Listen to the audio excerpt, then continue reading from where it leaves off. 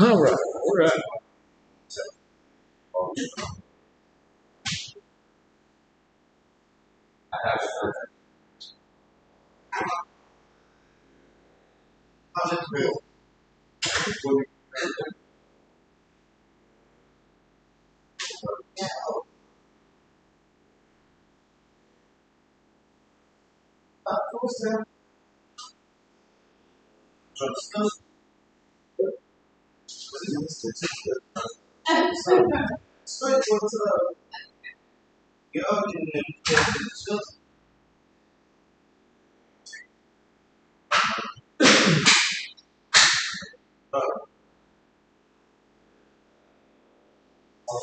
That's what I went to.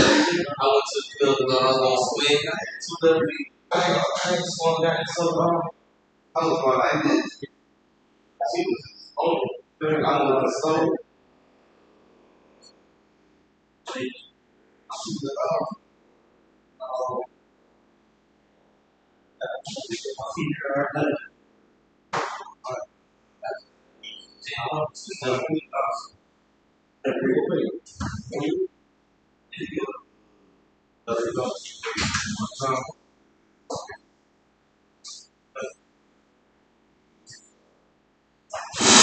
was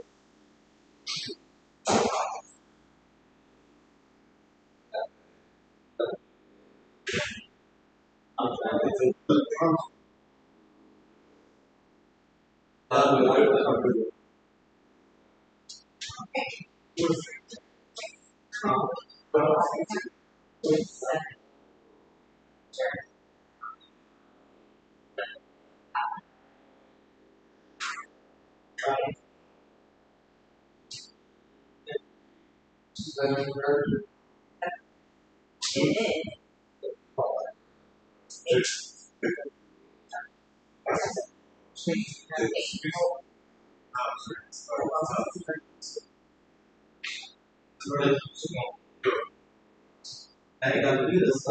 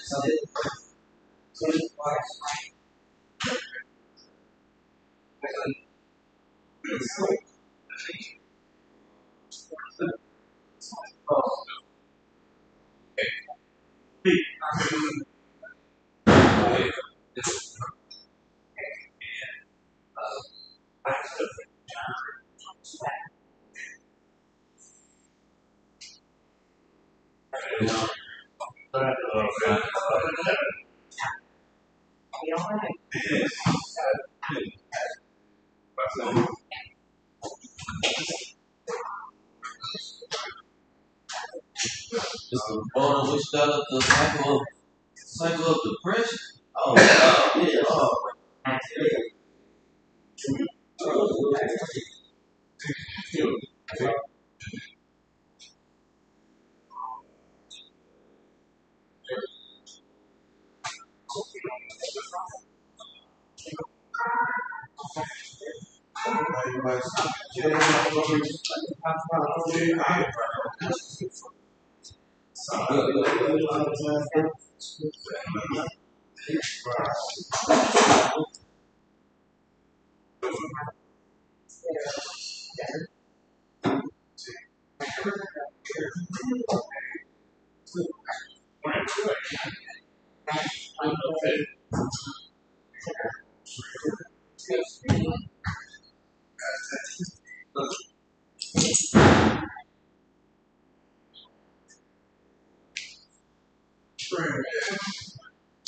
Good morning, gentlemen.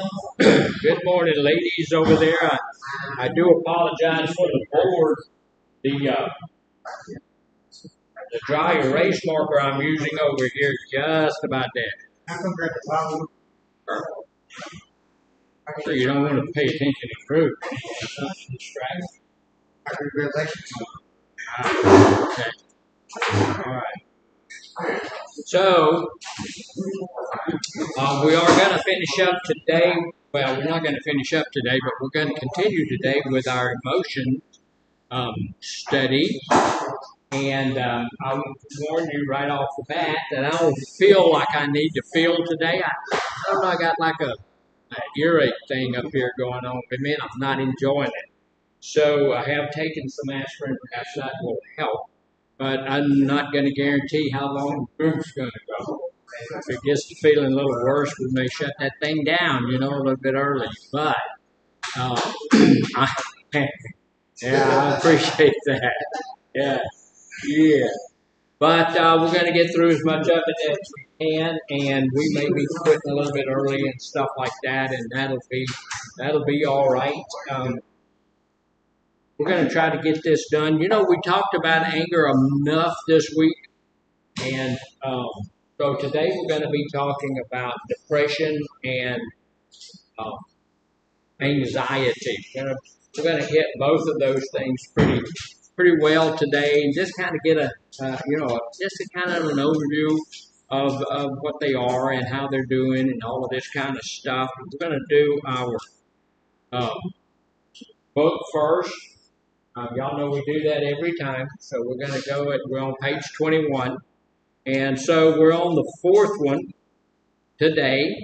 And emotionally, it says we got to a place where our self-esteem and healing is beginning to happen, because we've been taking a little bit of a look at our issues and a little bit of a look at our emotional things that are causing us some issues, and we've been trying to fix some of those. And as we work on our anger and we work on depression, we work on anxiety and stuff like that, then it helps us, and so we can get to a place where we feel a little bit better about who we are. So self-esteem and healing is the next stage. We're currently engaged in honest, positive work to address our emotional health concerns, including in-depth sessions on individual level with therapy or counseling professionals if that's what we need. I have been in the business for a long time now, and I run into a lot of people who just seem to be ashamed of the fact that we have emotions. And that doesn't make much sense, because that's who we are. We're emotional beings. So we have emotions. So there's no shame in going to see a counselor, going to see a therapist, going to talk to Miss Risa, Miss Sierra, somebody like that. It's something that we should. Sometimes it takes a bit of courage to say I need help in that area. And it's the same way with our addiction and stuff like that. Sometimes it takes a little bit of courage on our part to be able to say, hey, you know what? That is destructive to my life. That is messing me up really badly, and I need some help with that. So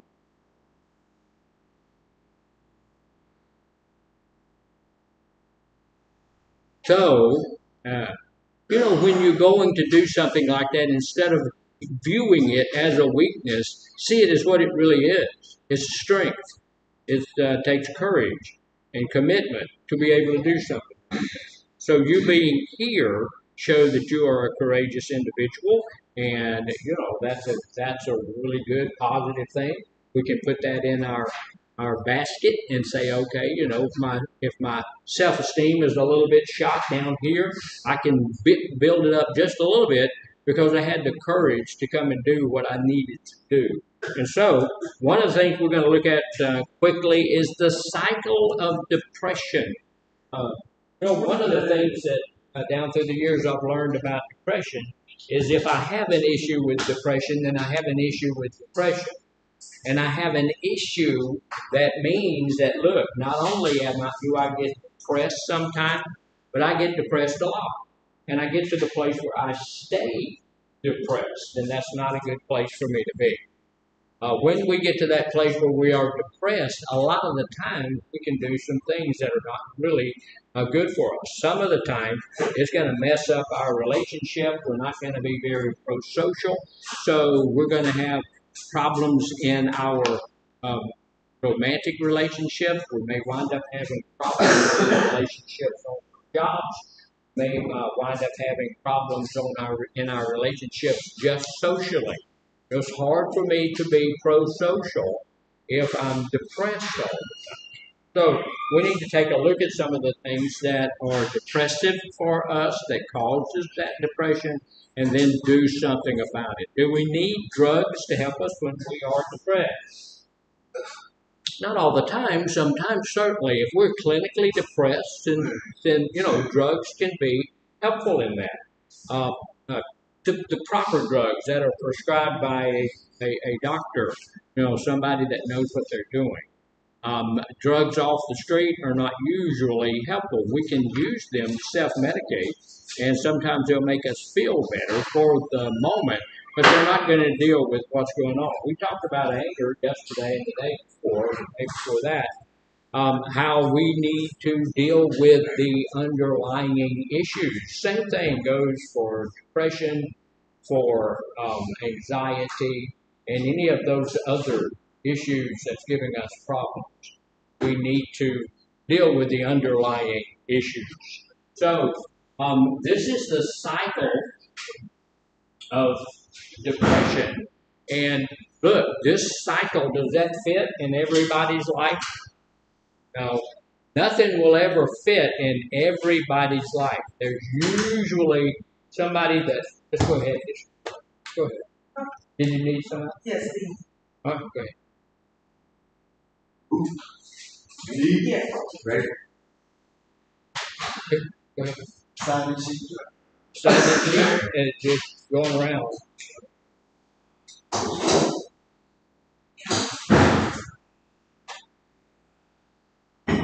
So, he's going to get depressed and never know why.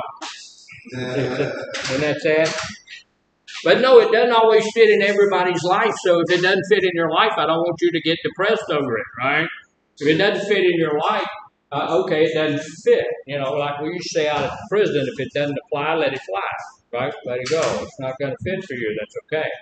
But here's the deal. Sometimes we get some stressors in our lives, and here's the deal. How many people know that you're going to have a stressor in your life today? I will tell you that this morning, that this little pain that's bothering me right now is a stressor in my life right now. Doesn't feel good. It's bothering me. I took some meds this morning. I took some more just now, and that little pain is still there, and a little woozy, and all of that kind of stuff. So I don't feel well, and that's stressful. So it can be stressful. Any kind of little something can be stressful. Miss Tanya coming in and just completely destroying the group. That can be stressful, right? Just a little bit. Just a guy walking out of our group and going wandering around, kind of looking around. That can be a little stressful if you're trying to run groups, right?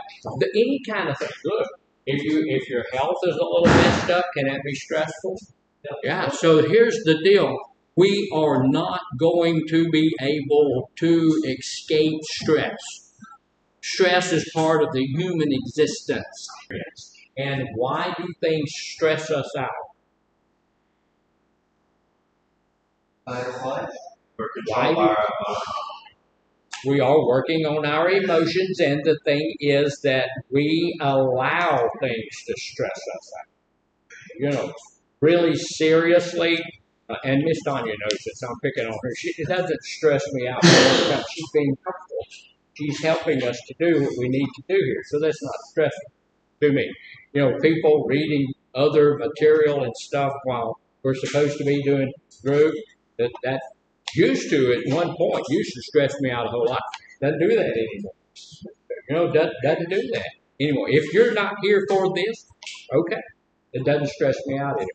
So, but there are stressors. There are things that happen in our life And I have things that stress me out. Like I said, right now I don't feel well, and that stresses me out. And this, that's it's hurting pretty badly, and I don't like it at all. But stressors, a stressor is any situation, anything, and we've talked about a few of them. But there's tons of any situation that causes strain or hardship on us. Anything. Sometimes just coming to group can do that, right? Sometimes I don't want to be at group. Sometimes I'd rather be in my bed, right? Sometimes I'd rather be at my house, sitting on my couch, watching my television. Sometimes I'd rather be anywhere but where I am. So just about anything causes stress. I can cause stress on people. This morning, we always have a clinical meeting in the morning. We have a clinical meeting in the evening, and I caused some stress this morning in the clinical meeting. It's just a simple thing to do because we can do those things. So just anything can cause us those things. These could be short-term things or they could be long-term things. So this little pain that's causing me some stress this morning, is that short-term or long-term? Short-term. It's probably, hopefully, it's going to be. Is this stressful for me? Where you going? Oh, okay. Don't fall over. All right. So yeah, hopefully it's like Mr. Gray said. Hopefully it's short term. Hopefully it goes away. And there's no big deal. Hopefully the medication that I just took is going to take that pain out of there, and it's going to be just all that good, and it's going to be great. What if it's long term? What if I finish out today, and then I go home and it's still hurting? Say it again. Go to the dentist. Maybe now, this is in my jaw, not really too way up here. But maybe time to go see somebody, right? Maybe time if I wake up in the morning and it's hurting again, I may not be over here. I may go see my doctor. I'm one of those people that if it hurts when I do this, I want my doctor to tell me why. I don't want her to say, look, just don't do that. I want her to tell me it's hurting because of this or that. Here, take this pill or rub this thing on there, something. Because I'm really not a fan of pain. I don't like it. I know that God put pain in our lives for a purpose, but it's not something that I enjoy. Kind of like group, we have group for a purpose, but it's not something we always enjoy, right? Not always. So, we're going to have stressors that happen in our lives. They can be long-term things. They can be short-term things. But we can rest assured we're going to have some of those things in our life. So what happens when we have a stressor that comes into my life? Ulcers. Ulcers, he said. It can cause ulcers. What else? Before it causes the ulcers, then we have a stressor here. Like I said, I'm going to throw all of these away. I'm going to do that right now. So before I forget, They don't work out. They don't work. And if they do work, they don't work well enough. I've got a whole ton of them. And if y'all went up to the new group room, the process group up there, there's about 30 of them laying on the thing in there. So I'm going to go get them and see which ones work. Unfortunately, I have found those in the past, and they're harder than rock, and they don't work. So that just causes more stress. But that can cause even stress.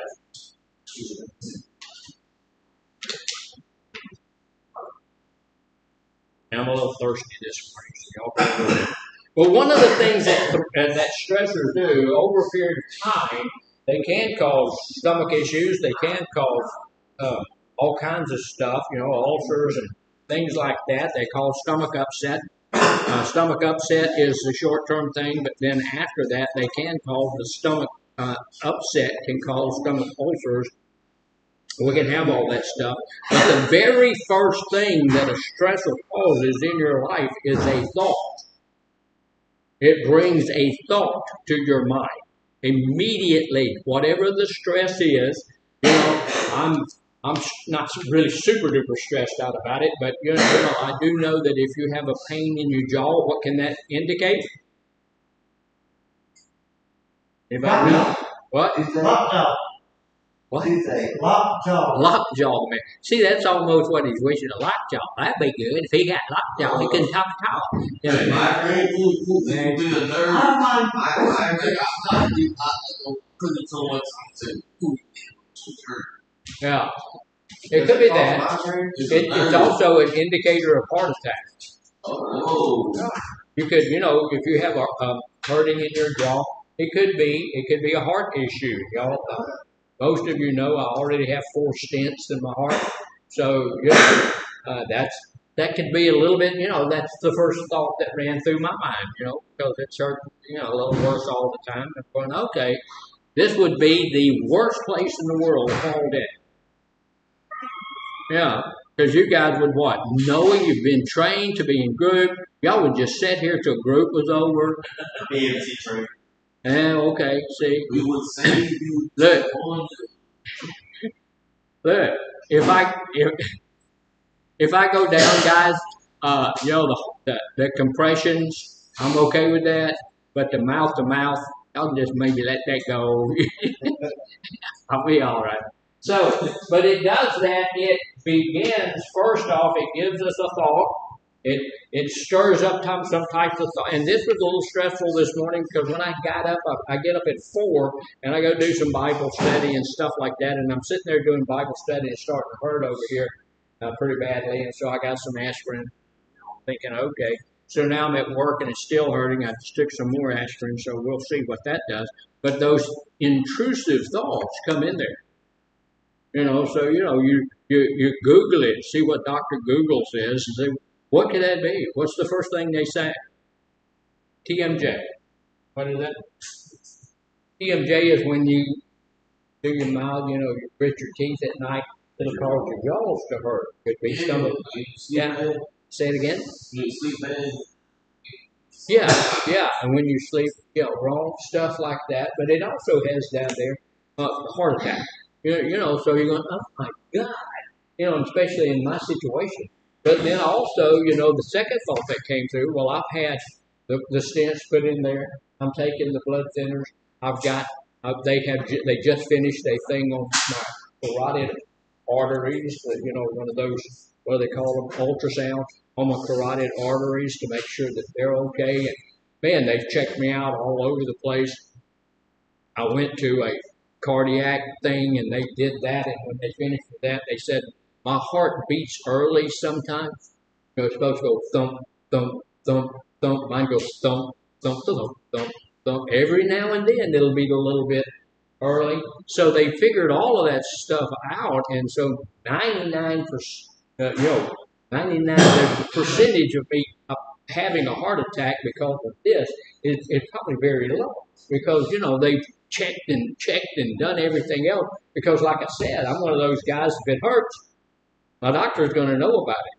Because my doctor no longer does she say, Herschel, what's wrong with you? She now says, what's wrong with you now? What's the deal now? I said, okay, I'm hurt. So but we have those intrusive thoughts. They come in. We don't know what they are. Sometimes stressors often lead to negative thoughts. Almost never does the stressor lead to positive thoughts. If we could get the stressor to lead to a positive thought, the stressor would be defeated.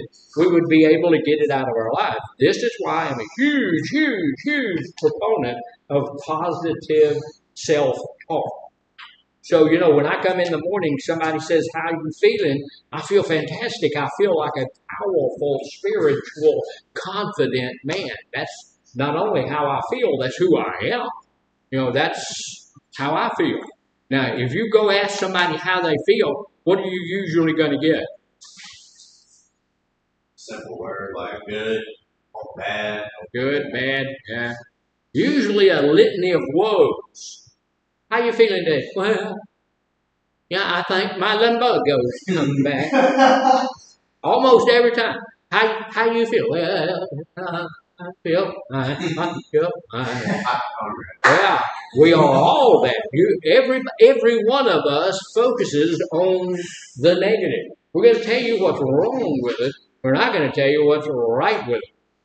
We need to be we need to be with the positive things coming out, being positive, good, positive self-talk, but we don't do that. And here's the thing, as I say it, it becomes my reality. So, when I'm saying, well, yeah, okay, that's where you're going. You're going to be there. So we need to practice positive self-talk. I'm a positive, confident, spiritual man of God. That's who I am. That's who I am, yes. And I'm strong and I'm powerful and all that stuff. I went over to the gym yesterday and I was bench pressing and I bench pressed, 95 pounds. Heck yeah, boss. But that was the end of my workout. I had already done a whole bunch of stuff, and I went on. They've got one of those things, all of that. But on the bench press, by the time I got over there, I could barely move. And what's a little bit embarrassing, I was over there with 95 pounds, and there's a girl right next to me with about 180 pounds. Man, it was fun. So they stressors often lead to negative thoughts, which may be irrational or exaggerated. I got some pain going on in my jaw over here. So you look that up and it says, on the outside, very rarely, that could mean that there's a heart issue. And in my mind, of course, it goes to that irrational thought. You're finna die. Right? I mean, just, go right, immediately it goes to the most irrational. Nobody loves me. Everybody hates me. I might as well go eat worms. Y'all have heard that saying? You know where it comes from? This will be good. You're going to be a pound. Where does it come from? Fried green tomatoes? What is it? Fried green tomatoes? No, fried green tomatoes? No. Any worms in that? No. It comes from England. It is an English lullaby. They sing that to their children. Yeah? Does that sound? No wonder they have bad time. Can you go to the restroom? In about 20 minutes. You can't hold it? How old are you? He says he can't hold his boss. You can't. Well, if you can't, quit drinking coffee and group. No, go ahead. You got to go. But, I'll pick on y'all about going to, I drank 5 cups of coffee this morning, and I do have to go to the tinkler, but I'm able to hold it. Yeah, he's the kind of person that he'll hold it until he can't hold it. Yeah. So if he says he's got to go, he's got to go. So here, look, some of these things are exaggerated and they're irrational. Here's some of the thoughts. Okay? I need to be perfect. Do you need to be perfect? Oh, look, I'm going to tell you this. Jesus was perfect. You're not. He was perfect. He is perfect. But you're not. That's why you'll disrupt group. That's why you don't pay attention in group. That's why you do all of these things. Because we're not perfect individuals. That's why we have made the mistakes that we have made. That's why we do the things we do, because we're not perfect. I've had people come and tell me sometimes, man, you said something in there that hurt my feelings. You said something in there that wasn't true. You said something. Okay, is that true? I can do that, right? Because what? You ain't perfect. I'm a human being, yeah. And sometimes I say stupid stuff. And sometimes I say things that's not true. And sometimes I say things that's hurtful. But that's because I'm a human being, right? So I'm not going to be perfect, and I'm not expecting anybody else to be perfect. That's why when right in the middle of group and you just came off a break and all, I got to go to the bathroom. I'm not going to write anybody up or anything like that. But, I'm still going, hey, I reserve the right to pick at you about it. I just do. So these thoughts can lead to some other things too. I must be perfect. My goodness, if I get to that place where I have to be perfect, I'm not going to be able to function. because I'm not. I'm not perfect. And, neither are you. And you need to get beyond that because perfectionism is a disease. And perfectionism is not a good thing. And I said that one time in group, and somebody raised their hand and said, we're not supposed to try to do our best. Did I say that? No. We are supposed to try to do our best. If you come to work for me, I want the best work you can put out. Right?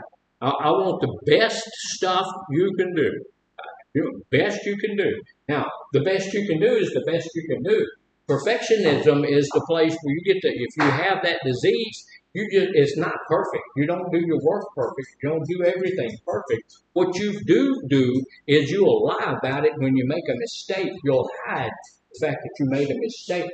You'll cheat and you'll steal and you'll do whatever it is to make sure nobody ever finds out that you made a mistake. And that's why perfectionism is a disease and it's not a good one. Right? So here's the deal. I know that I'm not perfect. And when I make a mistake, I'm the first one to admit that. Because back in the day, I suffered from perfectionism and I did exactly that. I lied, I cheated, I stole, I did whatever it was to keep people from knowing that I had made a mistake. Nowadays, if I make a mistake, okay, we get that. Yeah.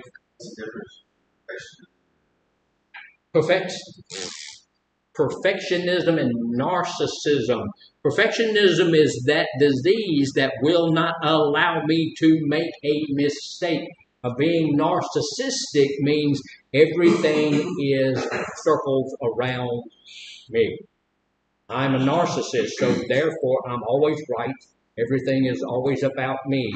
And, if you die because I had to have something, then you just have to die because I'm a narcissist. I'm only thinking about me. But a narcissist doesn't have to be a perfectionist. They can make mistakes and all of that stuff. They just don't care. They just walk on. They don't care. You made a mistake. So what? I don't care if I made a mistake at all. It's all about me. I don't care. So that's narcissism. But perfectionism is completely different because it's saying, hey, I cannot make a mistake. A narcissist doesn't care. So we had a follow-up question. So with that being said, if can't be told nothing because you know everything, what would that classify you as? Hey, know-it-all butthead. That wouldn't be one of the two. Well, I mean, I already know what she is. It could be either one of them. Because if somebody comes and tries to tell me something and I'm a perfectionist, I already know that. I know that. No, I've got that. And I've seen that. Yeah, I've had some people, and I used to operate. I'm still a perfectionist, but I'm defeating it in my life because right now, I make mistakes, and I own my own mistakes. I own them. Used to I wouldn't own them, but now at this point, I do because hey, that just makes me human. So I need to be perfect. That's not good. That's not true. You can't look. And another one is nobody likes me. Is that true? Sure, somebody likes you. Oh yeah, there's somebody likes you. Now look, your mama likes you. Your mama maybe likes you. Your mama loves you. I can love you without liking you. But my God tells me that I have to love you. Do I like you?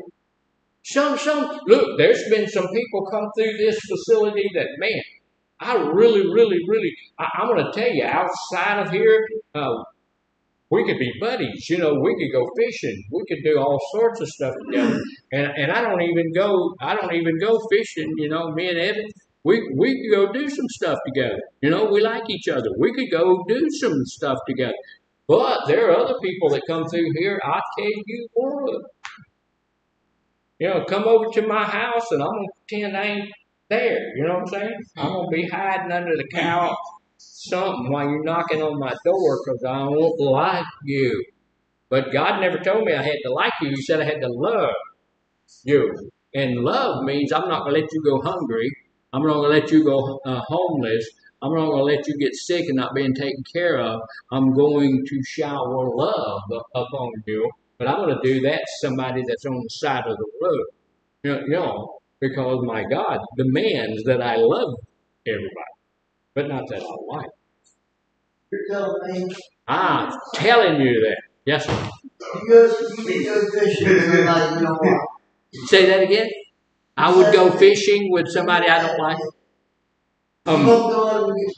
No. I ain't going fishing with somebody I don't like. No, sir. Hey, No, sir, I'm not. why you look at me like that when you say that? Because I ain't going fishing with you. No. But here's the deal. It's Odell. I went fishing with my father-in-law, and he said, look, I couldn't fish. I can't fish. I don't know nothing about fishing. I'm not a fisherman, and I hadn't been fishing in 30 years. I went fishing with him one time. We went fishing 4 or 5. I never could catch anything. And he said, look, I'm going to take you to a guaranteed fishing hole. I'm going to let you borrow my guaranteed fishing pole. I'm going to put some guaranteed bait on it, and you're going to catch a fish. I said, okay. So after about 8 hours of fishing, he was madder than a wet setting hen. He said, boy, you done destroyed my guaranteed fishing hole. Well, neither one of us caught anything. Yeah, I said, okay. I'm not a fisher. I have caught a few fish in my day, but I'm not a fisherman. So that was just I go fishing with Evan, but That's crazy. I like you.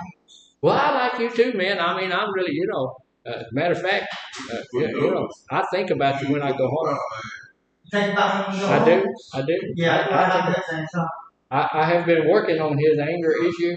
I lied to him a couple of times to see how he would take it. Yeah, because he wanted a little piece of chain. I told him I actually went. I told him I'm going to go to Walmart, check on a piece of chain for you. They do have chain. And you want me to let you know how that's been going? Say it again. You want me to let you know how that's been going? Yeah, how's it been going? I'm missing another pack of cigarettes. Oh no. See, I do need to get you a chain. But the chain at Walmart, it the little piece of chain, they have one that was 10 foot long, and it's $18. You ain't getting no chain. For $18, you ain't getting no chain. I bought it, you know what I'm saying? Then I told him, look, he lost some drinks. I said, I'm gonna buy you some drinks. I'm gonna replace your drinks. And every day I go over there and I intend to do that, and I don't do it. But I am going to do that. I am going to find a thing of change. I don't even those drinks because I don't want you to take something out of your pocket. No. I won't do that. But he's been dealing with that like a stinking champ. So that's just fantastic. So that I traded it all as treatment. See, so that's my good excuse for bad behavior. I don't have to do that because this is treatment. Yeah, okay. So it gives me, look, those thoughts can cause nobody likes me. Look, here's the deal. Mark Twain said the way to make friends is to show yourself friendly, right? If I don't have any friends, it's because I don't want any friends. Because if you're a friendly person, you will have friends. Yeah. Most of us have 0 to 2 friends. Having a real friendship, that takes work. You have to work at a friendship. You have to go do some things with those people. So, if we don't have any friends, it's because we're not working at getting some friends. Because I have a few. I don't have 1,000 friends, but I've got some people that, I'm friends with. I have some folks right now that I could call them up and say, hey, I need to borrow your car. And I've done that. And they say, come get it. Say it again. So it's like big family. Yeah, they act more like family. Yeah, absolutely. But I called up this lady. Her name's Frances. I said, "Look, my car broke. I need a car, so come get it." That's the way it was. I had another friend, and I needed a car. My car got caught in a flood, and the flood just took my cars, and I didn't have a car at all. And they had an older car, and they said, "Well, just use ours." So I drove it back and forth to work for 3 or 4 months until I could get something up. And it broke down on me one day, and they passed by me and they stopped and fixed whatever was wrong with it so that I could keep going. So it was fabulous. But I've got to, and I'm, that's proof that they're your friend. Those same people, if they call me and say, "Hey, I need your car," then okay, come get it. They could come up here and pick my car up if they needed to have it because they're my close, good friends, and I know they'll probably take better care of it than my family. So another one is another thought that runs through our minds sometimes that's not really, and stress can lead to this. I'm not good at anything. Is it true? Usually not. Usually not. You're good at something. There are some things in my life that I am very good at. Sounds like they might be good at putting yourself down. Yeah, and that's a bad thing to be good at. But you're usually, if you look at your talents, look at what you have going on for you. There's something there that you're really good at. You're a good communicator. You're a good worker. You're a good dad. You're a good mom. You're a good something. You're a good friend. I'm good at cleaning up. I am. I can clean. I can clean a house, man. Make you just okie dokie then. I'm good at that. So, we can find something if we look for it. But when I get into a stressful situation, if you screw something up, if you break something, if you make a mistake, if you add wrong or something, the first thing that usually runs through some of our minds is, I'm just not good at anything. I may not be good at that, but look, that's not everything that life is made up of, right? There are other things. And so here's, there's an old song that's like back in the 40s or 50s, and it says, accentuate the positive and something, eliminate the negative. Accentuate the positive and eliminate the negative. Get rid of that stuff that's not good and start looking at the things that you are good at. Some people are good at, my wife is probably the best cook I've ever, she can cook a boot, make you enjoy it. You want seconds on that. And she's not as good as she used to be because, she has issues, but she probably best, I know she's the best cook I've ever seen. Her food is much better than the food at the restaurant. So some of those things, those thoughts. But what do thoughts lead to? What are they? Thoughts lead to action. They don't. They do not. See, feelings. Yeah. Thoughts lead to feeling, right?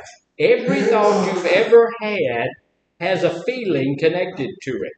You cannot have a thought without having that thought have a feeling connected to it. I think that would be the other way around. No. You have, well, it could be, but if you think about something, usually the thought comes first. There is a feeling that's connected to that thought. If I think that Kedrick shouldn't look at me that way, then the feeling is frustration, irritation, anger, hurt, something. There's a feeling that connects itself to that thought. So what you're saying is we need to change the feeling that comes with the thought. Well, we need to recognize that if I'm having that type of thought, I need to recognize where that feeling comes from. Here I'm feeling like nobody loves me, everybody hates me, I might as well go eat worms. Well, that comes from the thought that nobody likes me. And that's just not true. So change the thought. Yeah, we need to work back on changing the thought. So when that thought comes up there, we get some feelings. And here's the thing. The way a person thinks about something has a major impact on how they feel and vice versa. The way we feel about something has a major impact on the way we think about it as well. So here's the deal. If I feel about something that way, that makes me think about something that way, which will make me feel about something that way. It's that vicious cycle. So a lot of the feelings that's going to mess up, a lot of the feelings that's going to be connected with those thoughts are sadness, You know, if I feel like really nobody in the world likes me, will that make me sad? Yeah, probably. You know, because we are social beings and we do need to have people in our life. And if nobody likes me, that's not good. That's going to make me feel kind of sad. Could be a little bit of that as well. We can get stuff like hopelessness. You know, I can't get anybody to like me. You're just kind of hopeless. And that's not true. You know, to show yourself friendly if you want to have friends. I don't want to be friends with somebody that's not friendly. Now, if I was, you're just over there out of the group, and you're over there, so I'm just looking at you. But you know, do we have anybody in the group that's just not friendly? Sorry. Do we have anybody in the group that's just not a friendly person? Please don't name them out. See, and all of you raise your hand that you're not friendly. It's not true. All of you guys are friendly. I can be friendly. I didn't look. You can be. All of you have been friendly, and you have been friendly. You and I have had some really good interchanges, so you can be a friendly person. That doesn't. Yeah, you do have to get to know people. I will agree with that. That doesn't mean you're not a butthead.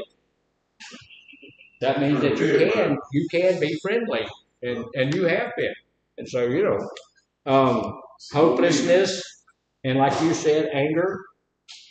You know, we can feel a little bit angry about that. You know, if I have that feeling that, you know, I'm not good at anything, nobody likes me, everybody hates me, I need to be perfect, but I'm not. We can respond to that in some anger. And then a big one is loneliness. Nobody likes me. If I get to the place where I'm really thinking that nobody likes me, I'm going to make that become a reality. If I think nobody likes me, I'm not going to be friendly with people. They don't like me anyway. So you can kiss my butt. I'm not going to be friendly. I'm going to just treat you like I feel like you're treating me. And before you know it, I don't have any friends, and I'm lonely. So that's a bad thing. So those feelings, what do the feelings do? Manipulate. They manipulate? Yeah, they can. They do what? So they get in the way. They do get in the way sometimes, that's true. But they also cause some physical things to happen to us. Thoughts lead to feelings. Feelings can lead us to physical symptoms. And so there's some things that, look, this is how stress works that brings us to that cycle of depression. It can bring us to a place of physical symptoms that are actually happening in our body. The way a person acts in response to thoughts and feelings and symptoms may worsen stressors or create new stressors. So there's some physical things that happen to us when we get into that situation. The first one is social isolation. We don't want to be around people. We want to be all by ourselves. Does that help? Not usually. No, that doesn't help at all. There's nothing in the world wrong with having some me time, just getting off by yourself sometimes. Well, that's okay. But when I'm deeply depressed, that's going to get me to a place where I want to go somewhere and be all by myself, and that can actually become dangerous. You know, you can wind up killing yourself or something. That's just not a good place to be. That can lead you to clinical depression. And clinical depression can put you in bed for weeks and weeks at a time. And usually talk therapy is not going to be all you need. When you're clinically depressed, you're going to need some type of medication to help you get beyond that. That doesn't mean you give up on talk therapy, because that's good stuff and that's what we do. And you need to continue that, but you may need some type of medication. It also leads to sleep problems. How many hours of sleep you need a night? 8. Between 7 and 9. So that's about 8 hours is good. I usually get 7, and 7 is at the bottom end of it, but 7 will work. And we need to get plenty of good uninterrupted sleep. We need to be doing that. So if you are interrupting somebody's sleep, stop it. We need that. Poor concentration is another physical thing that can happen. If those stressors are on me really badly, then poor concentration is going to get me. Loss of motivation. If I'm really stressed out and I'm not feeling good and all of that kind of stuff, which is what I am a little bit this morning, then our motivation goes pretty quickly. I'm not way motivated when that happens. Now, what causes us to do things? All of these things cause behavioral problems or behavioral responses in our lives. So the stressors cause thoughts, feelings, physical symptoms. All of these things together cause a behavioral response or cause us to do something. Sometimes, and quite often, they cause us to do something that's not a good thing.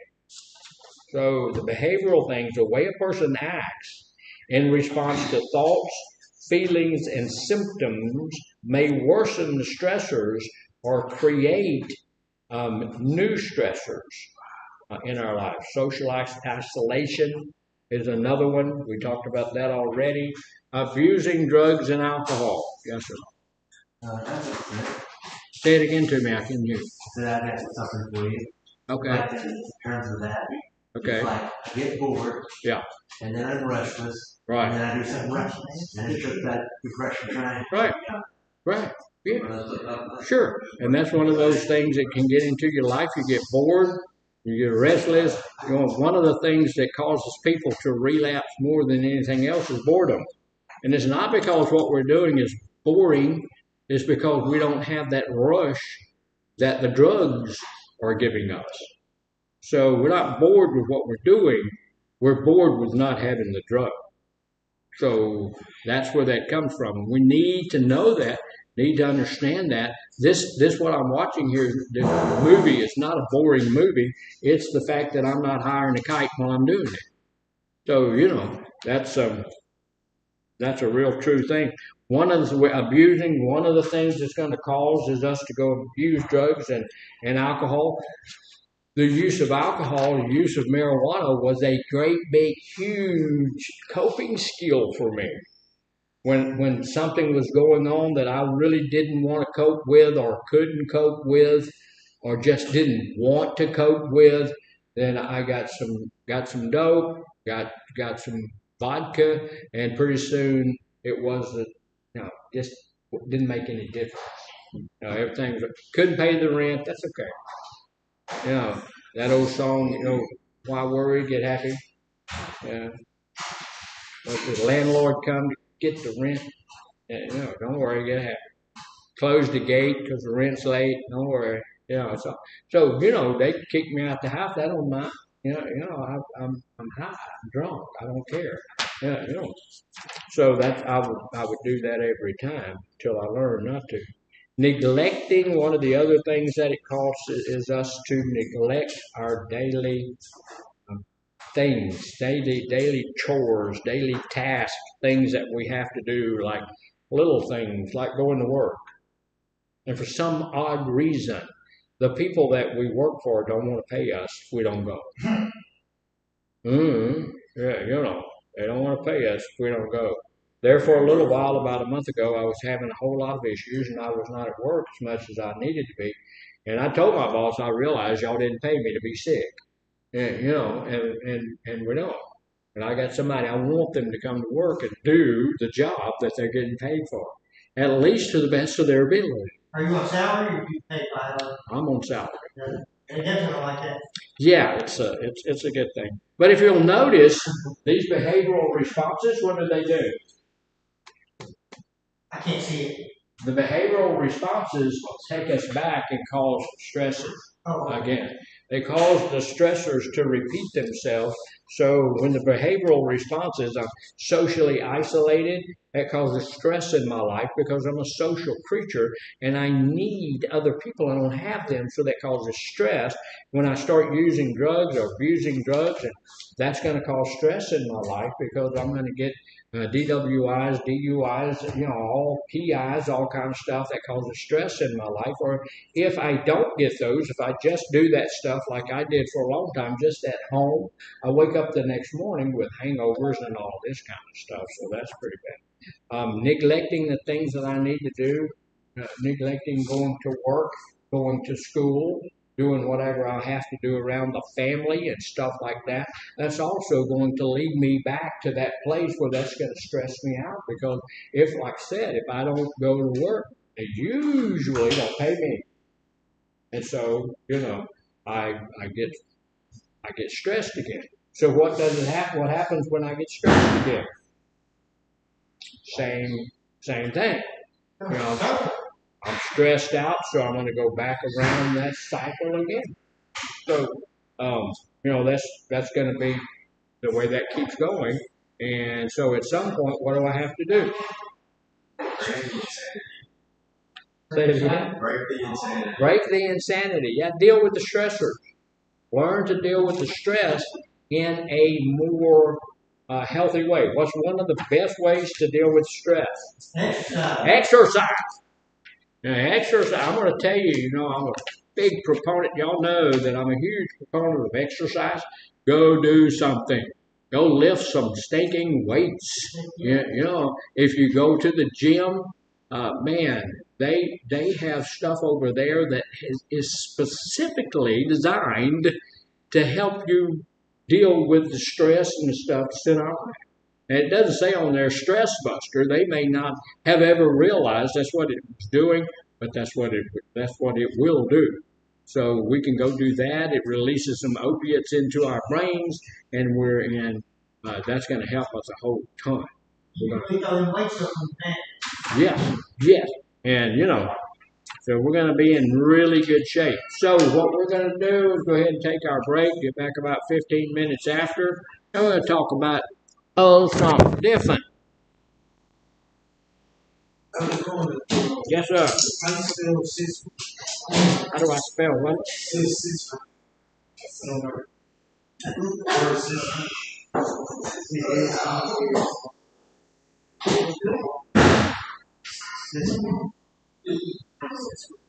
Successfully.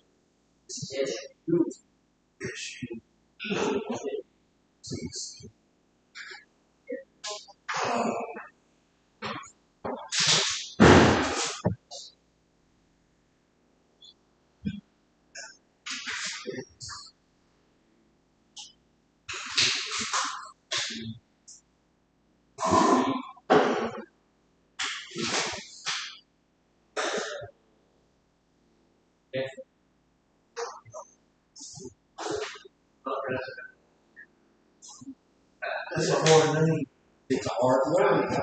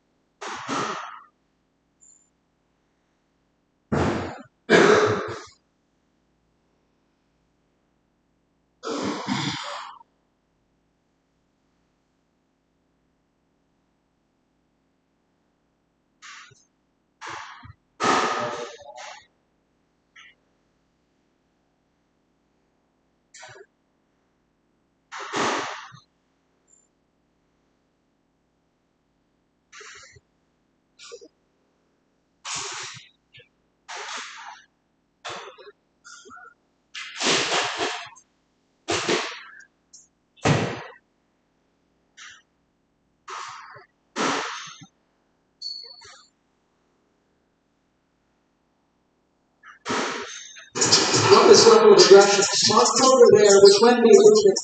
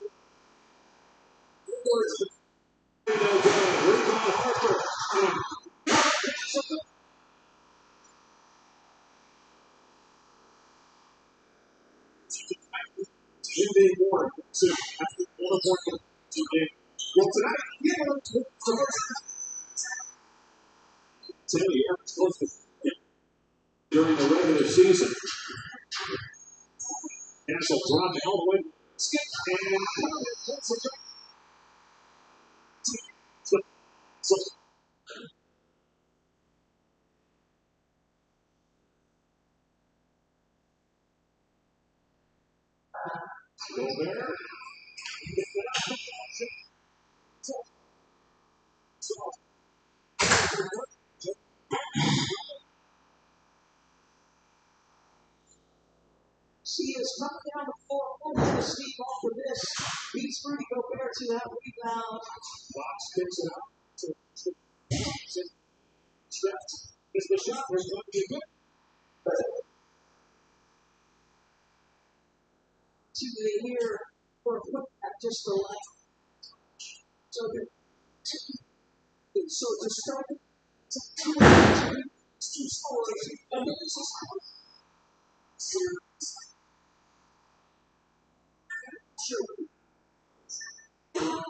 Wendy to say she's going to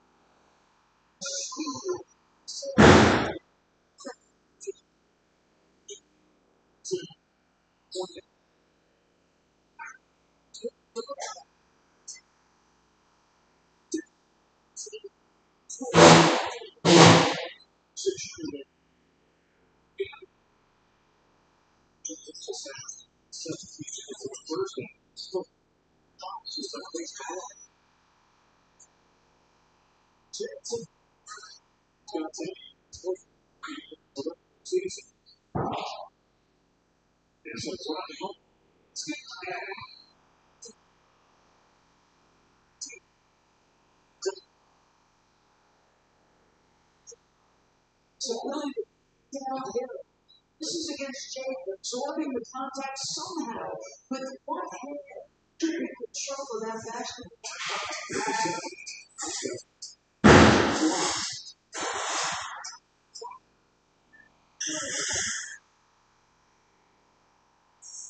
This is the point.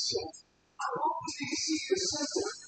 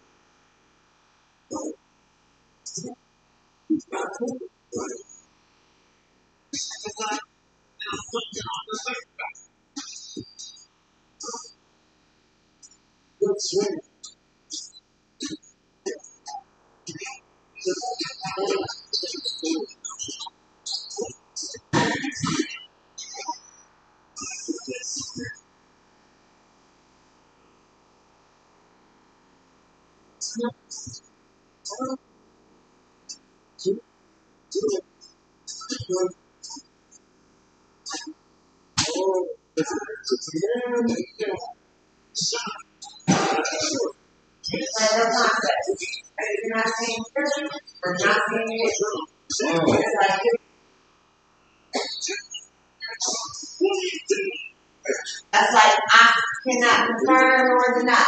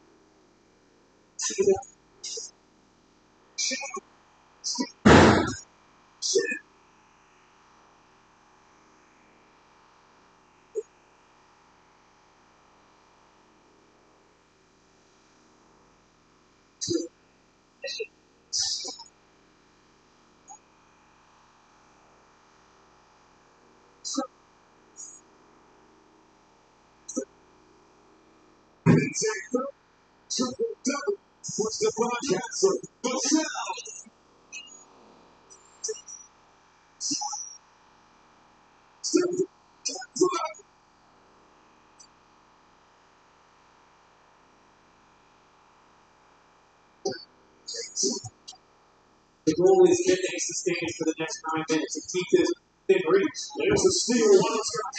Isaiah Joe Castle looking. Cross it out. Sensational.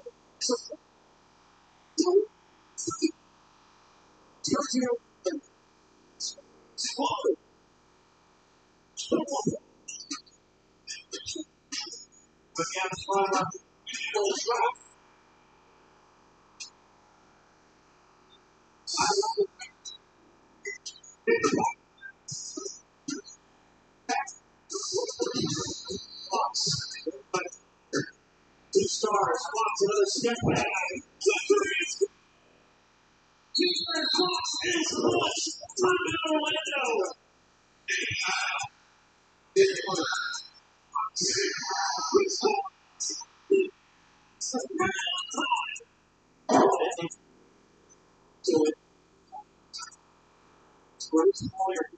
To George, Keontae George.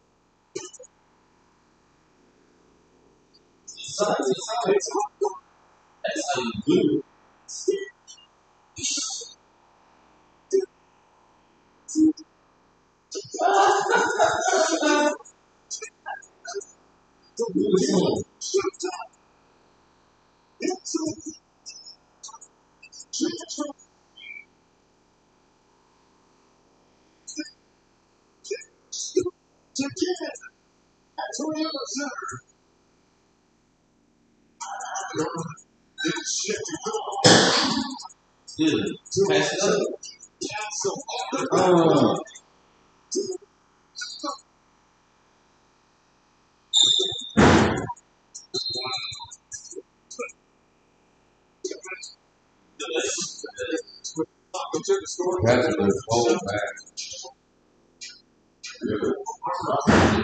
So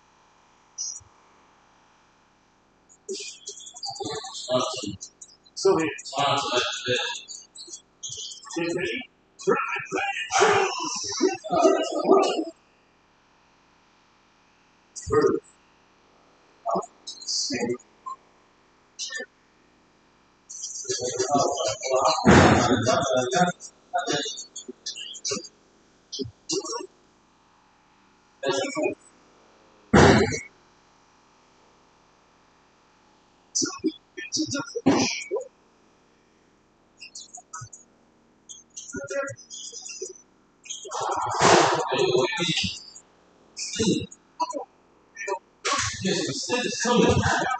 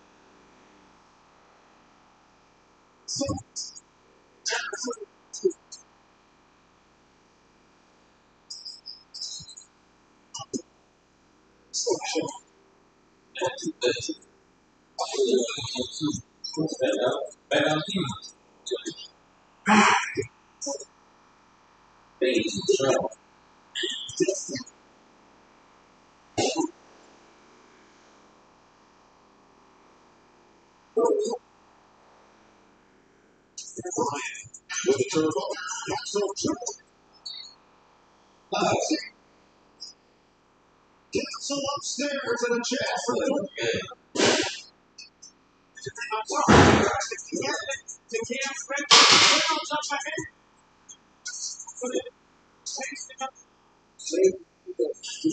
San Antonio.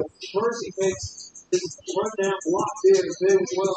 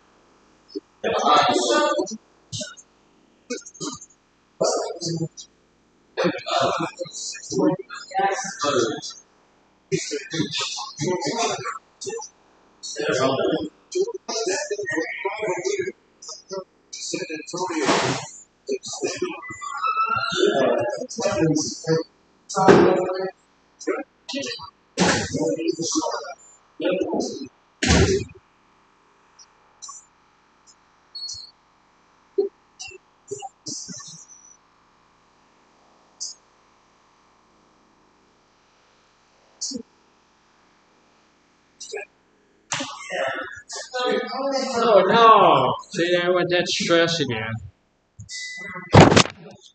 So let me share this with you guys. We're going to finish up group here as quickly as we can.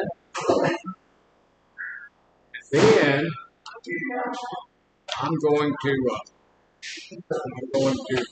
go see my doctor this afternoon. Let her take a look at my jaw and tell me something.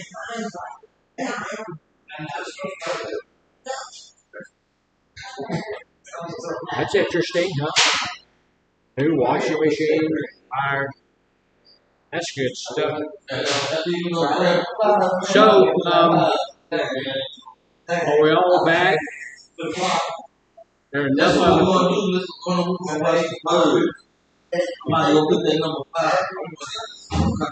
I do understand that. I really can't understand somebody watching the game instead of listening to me.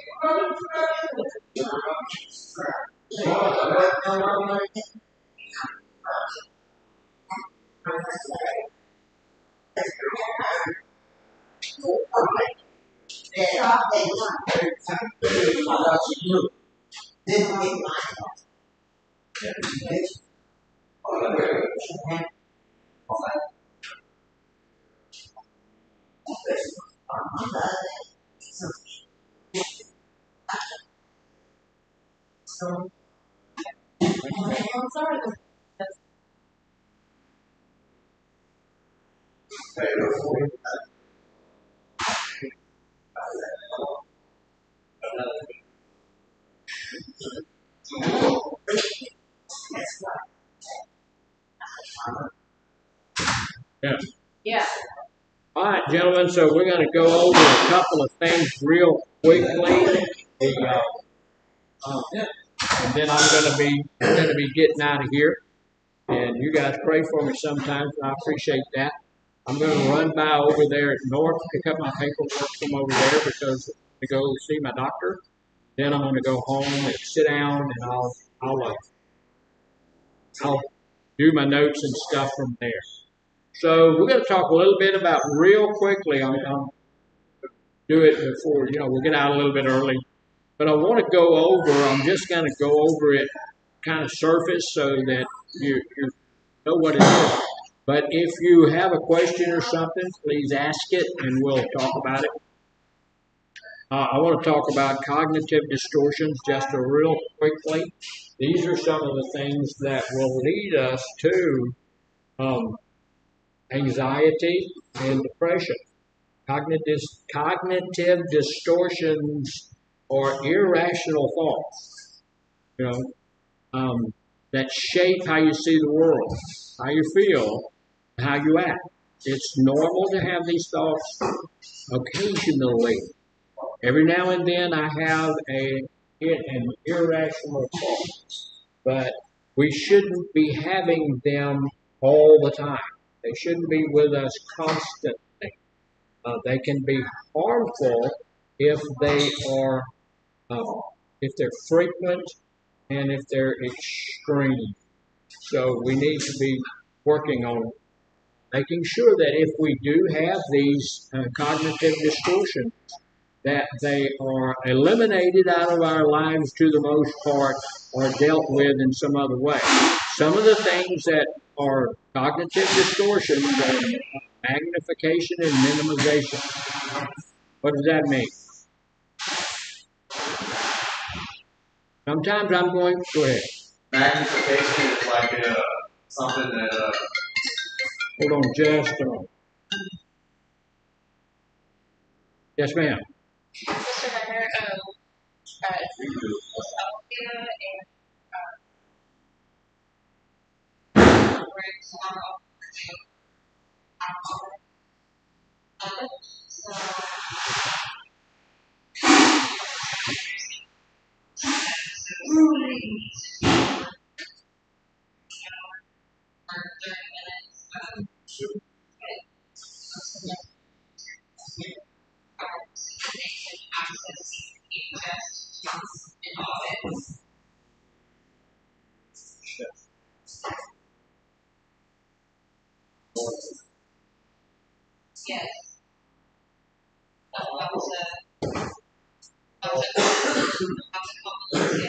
too, so they'll just need to take care of the last 30 minutes. Okay.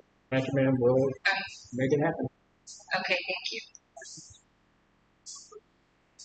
That was the boss lady, Miss Sierra.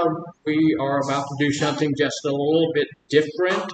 The ladies, go ahead and make sure that you fill out your sign-in sheets and stuff so that we can have those, and I will be over hour or so from now to pick those up. Guys, we're going to shorten our group, and that's it. It's going to go well. I'm going to have somebody else come and do the rest of the group. I have to meet with some folks who are coming over here, and I do apologize for that. But it can't be helped, all right? So anyway, ladies, I'm about to shut you down. You guys stay seated, and we'll have Miss Casey or Miss Charnel come and finish this group.